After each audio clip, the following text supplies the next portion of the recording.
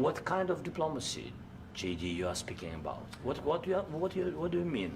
I'm talking about the kind of diplomacy that's going to end the destruction of your country. Yes, but if you Mr. are President, not Mr. President, with respect, I think it's disrespectful for you to come into the Oval Office and try to litigate this in front of the American media. Right now, you guys are going around and forcing conscripts to the front lines because you have manpower problems. You should be thanking the President for trying to bring an end to this conflict. Have you ever been to Ukraine that you say what problems we have?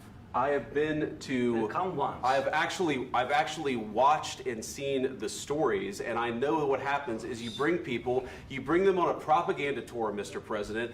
Do you disagree that you've had problems bringing people into your military? And do you think that it's respectful to come to the Oval Office of the United States of America and attack the administration that is trying to prevent the destruction of your country? A lot of questions. Let's start from the beginning. Sure. First of all, during the war, everybody has problems, even you, but you have nice ocean and don't feel now, but you will feel it in the future. God bless. You don't know that. God bless. You don't God know bless. that. You will not have a war. Don't tell us what we're going to feel. We're trying to solve a problem. Don't tell us what we're going to feel. I'm not telling you. Because you're in no position to dictate that. That's exactly what Remember you're this. doing. You're in no position to dictate what we're going to feel. We're going to feel very good. You will feel influence. We're going to feel very good and very strong. You will feel influence. You're right now not in a very good position. You've allowed yourself to be in a very bad position, and he happens to be right about it. From the very beginning of the war. You're not in a good position. You don't have the cards right now. With us, you start having I'm not playing cards. Right now, you don't. You're playing cards. Mr. President. You're playing cards. Serious. You're gambling I'm with the lives of war. millions of people. You're gambling with World War III. You're gambling with World War III.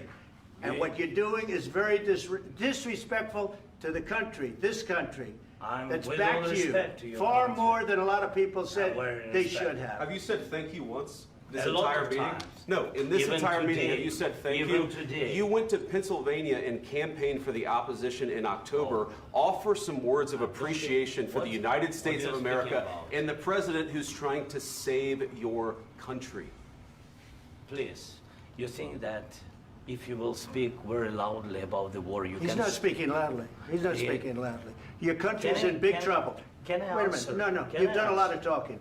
Your country is in big trouble. I know. You're not winning. I know. You're not winning this. You have a damn good chance of coming out okay because of us. Mr. President, we are staying in our country, staying strong from the very beginning of the war. We've been alone, and we are thankful. I said thanks You haven't in been this alone. cabinet, You and haven't not been only alone. in this cabinet. We gave you, through I this said stupid president, $350 billion. You voted we gave for you your military president. equipment, You and you voted men for are your brave, president. but they had to use our military. What about If you didn't have our military equipment, if you didn't have our military equipment, this war would have been over in 2 weeks. In 3 days, I heard it from Putin. In 3 days, this is something Maybe new. less. In 2 weeks, of course, yes. It's going to be a very hard thing to do business like this. Again, I tell you. just say thank you. I said a lot of times to American people. Except that there are disagreements, and let's go litigate those disagreements rather than trying to fight it out in the American media when you're wrong.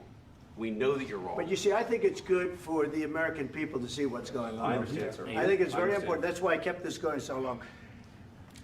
You have to be thankful.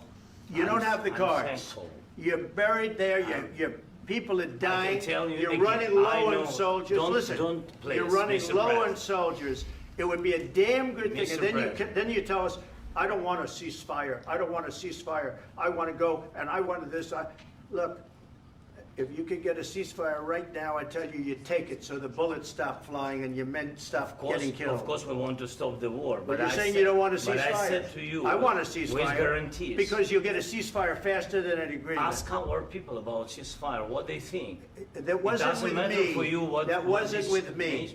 That was with a guy named Biden, who was not a smart person. That was with Obama. It was your president. Excuse me. That was with Obama, who gave you sheets, and I gave you javelins. Yes. I gave you the javelins to take out all those tanks. Obama gave you sheets.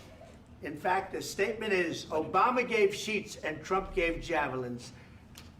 You got to be more thankful, because let me tell you, you don't have the cards. With us, you have the cards. But without us, you don't have any cards.